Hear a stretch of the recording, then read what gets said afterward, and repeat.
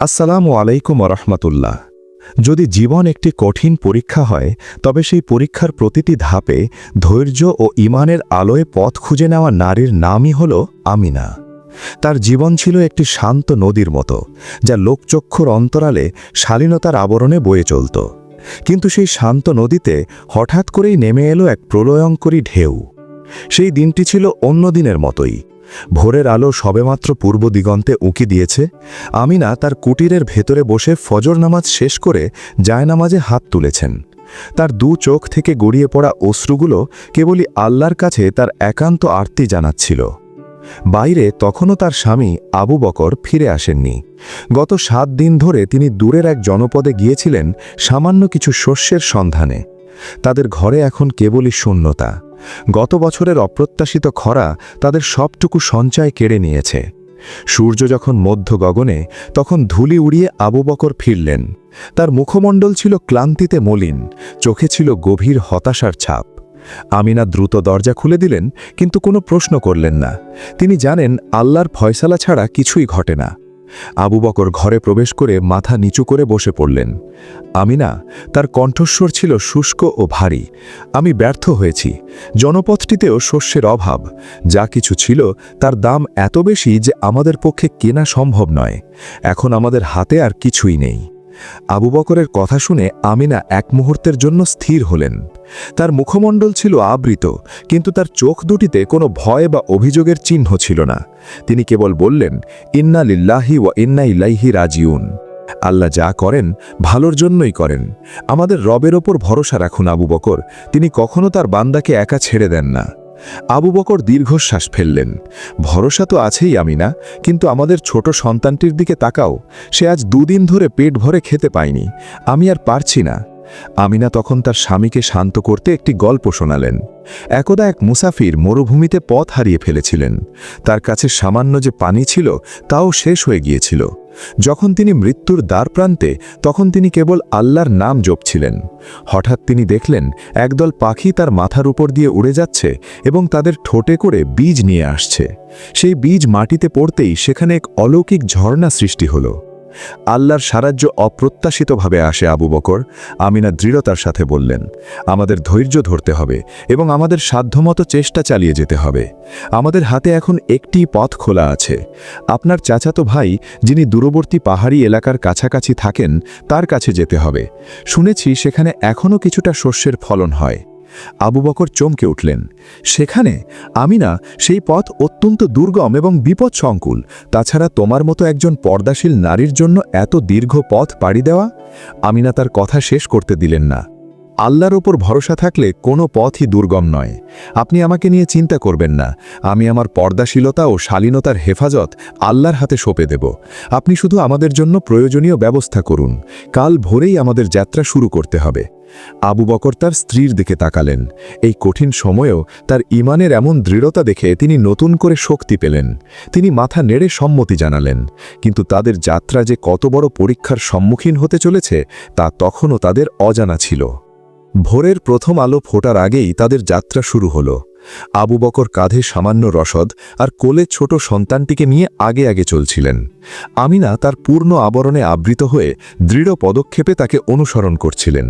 সূর্য যত উপরে উঠতে লাগল, ততই উত্তাপ অসহনীয় হয়ে উঠল। তাদের সামান্য পানি ফুরিয়ে এলো। তৃষ্ণায় শিশুটি কাঁদতে শুরু করলে আবু বকরের ধৈর্যের বাঁধ ভাঙতে শুরু করল। তিনি হতাশ হয়ে চারদিকে তাকালেন। কেবল রুক্ষ প্রান্তর আর শুকনো গাছপালা। তিনি শতগত্তি করলেন, আমিনা, আমার ভয়কে অগ্রাহ্য করা উচিত হয়নি। এই পথ তোমার আর সন্তানের জন্য বড্ড বেশি কঠিন। আমিনা তখনও অবিচল।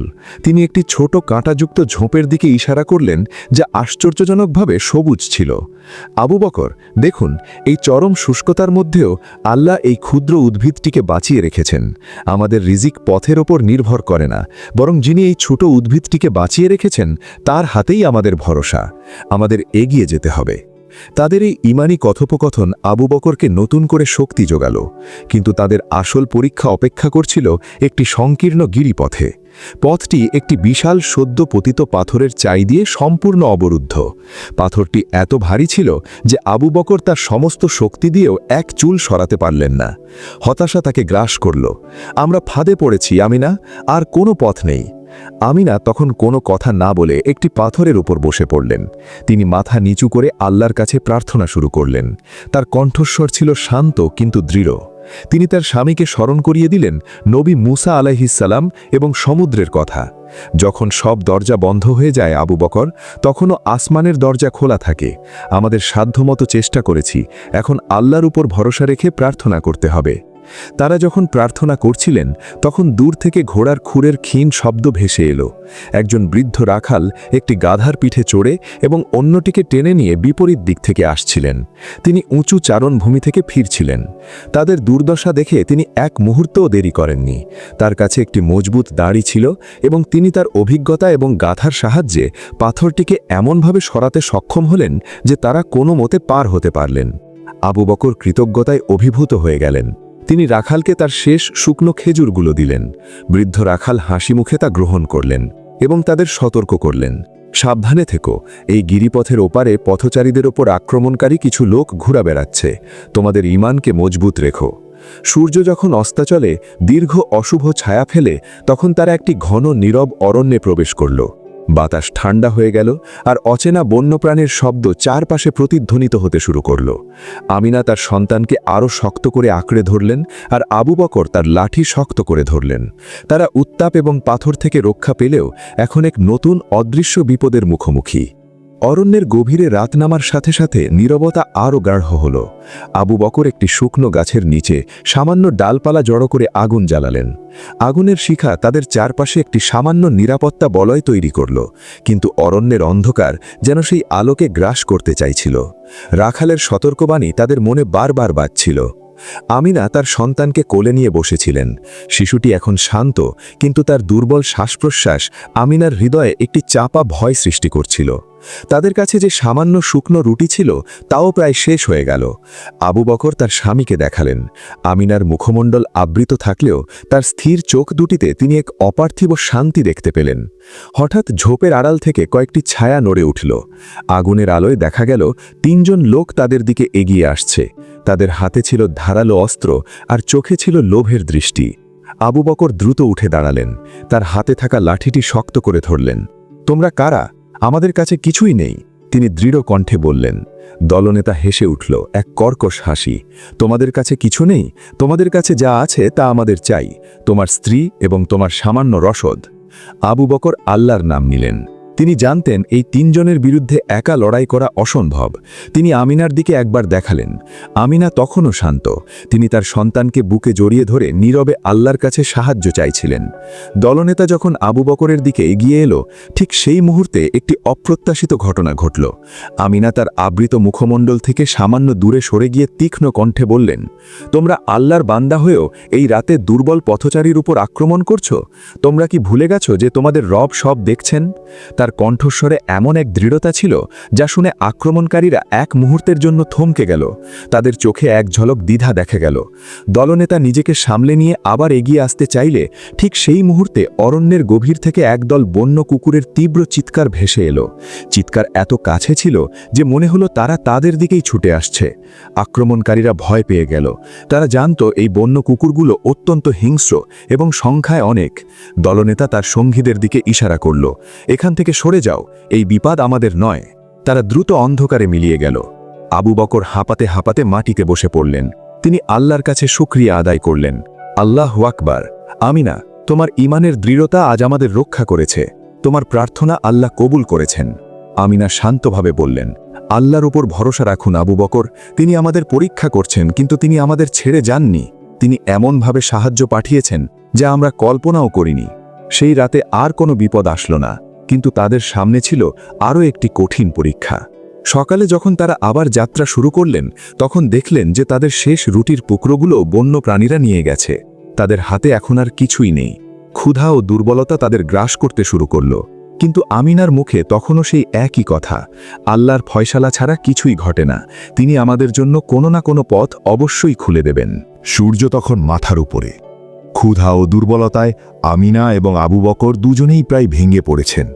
তাদের শিশু সন্তানটি নিস্তেজ হয়ে আমিনার কোলে শুয়ে আছে। আবু বকর শেষবারের মতো চেষ্টা করলেন, কিন্তু তার পা আর চলছিল না। তিনি একটি বড় পাথরের ওপর বসে পড়লেন। আমিনা, তার কণ্ঠস্বর ছিল হতাশায় ভরা। আমি আর পারছি না। মনে হচ্ছে আমাদের যাত্রা এখানেই শেষ। আমি তোমার এবং আমাদের সন্তানের জন্য কিছুই করতে পারলাম না। আমিনা তার স্বামীর দিকে তাকালেন। তার চোখে জল ছিল, কিন্তু তার ঈমান ছিল পাহাড়ের মতো অটল। তিনি তার স্বামীকে বললেন, আবু বকর, আমরা এতদূর এসেছি শুধু আল্লাহর উপর ভরসা রেখে। আমাদের রব কি এই শেষ মুহূর্তে আমাদের ছেড়ে দেবেন? কখনোই না। আপনি উঠে দাঁড়ান। শেষ চেষ্টা হিসাবে আমরা এই পাহাড়ের চূড়ায় উঠব। হয়তো ওপারেই আমাদের গন্তব্য। আবু বকর তার স্ত্রীর কথায় নতুন করে প্রেরণা পেলেন। তিনি কোনো মতে উঠে দাঁড়ালেন এবং আমিনার হাত ধরে পাহাড়ের চূড়ার দিকে এগোতে লাগলেন। প্রতিটি পদক্ষেপ ছিল যেন এক একটি যুদ্ধ। যখন তারা চূড়ায় পৌঁছলেন, তখন এক অভাবনীয় দৃশ্য তাদের চোখে পড়ল। পাহাড়ের ওপারে সবুজ উপত্যকায় একটি ছোট গ্রাম। গ্রামের মাঝখানে একটি নদী বয়ে চলেছে, আর চারপাশে শস্যের ক্ষেত সোনালি রং ধারণ করেছে। এটিই ছিল সেই জায়গা যেখানে আবু বকরের চাচাতো ভাই থাকতেন। কিন্তু তাদের আনন্দ বেশিক্ষণ স্থায়ী হল না। গ্রামটি ছিল অনেক দূরে, আর তাদের কাছে পৌঁছানোর মতো শক্তি আর অবশিষ্ট ছিল না। আবু বকর হতাশ হয়ে মাটিতে লুটিয়ে পড়লেন। আমিনা তখন তার শেষ সম্বলটুকু কাজে লাগালেন। তিনি তার মাথার ওড়না থেকে একটি সাদা কাপড় ছিঁড়ে নিলেন এবং সেটিকে একটি লাঠির মাথায় বেঁধে আকাশের দিকে তুলে ধরলেন। এটি ছিল সাহায্যের জন্য একটি নীরব আহ্বান। কিছুক্ষণ পর গ্রামের দিক থেকে একটি ঘোড়াসওয়ারকে তাদের দিকে আসতে দেখা গেল। ঘোড়াসওয়ারটি ছিল আবু বকরের চাচাতো ভাই উসমান। তিনি দূর থেকে সাদা কাপড়ের ইশারা দেখে ছুটে এসেছেন। উসমান দ্রুত তাদের কাছে পৌঁছলেন। তিনি তাদের অবস্থা দেখে বিচলিত হলেন এবং দ্রুত তাদের জন্য পানি ও খেজুরের ব্যবস্থা করলেন। উসমান তাদের নিজের বাড়িতে নিয়ে গেলেন।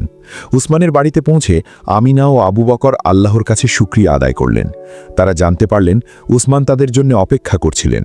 তিনি স্বপ্নে দেখেছিলেন যে তার ভাই ও তার পরিবার বিপদে আছে এবং তাদের জন্য অপেক্ষা করছে। তাই তিনি প্রতিদিন পাহাড়ের দিকে নজর রাখতেন। উসমানের বাড়িতে তারা শুধু আশ্রয়ই পেলেন না, পেলেন নতুন জীবনের আশ্বাস। আবু বকর তার চাচাতো ভাইয়ের সাথে কাজ শুরু করলেন এবং আমিনা তার পর্দার হেফাজত করে ঘরের কাজ সামলালেন।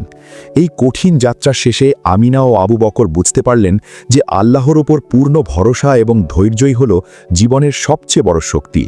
আমিনার পর্দা এবং ঈমানের দৃঢ়তা কেবল তাকেই নয়, তার পুরো পরিবারকে রক্ষা করেছে।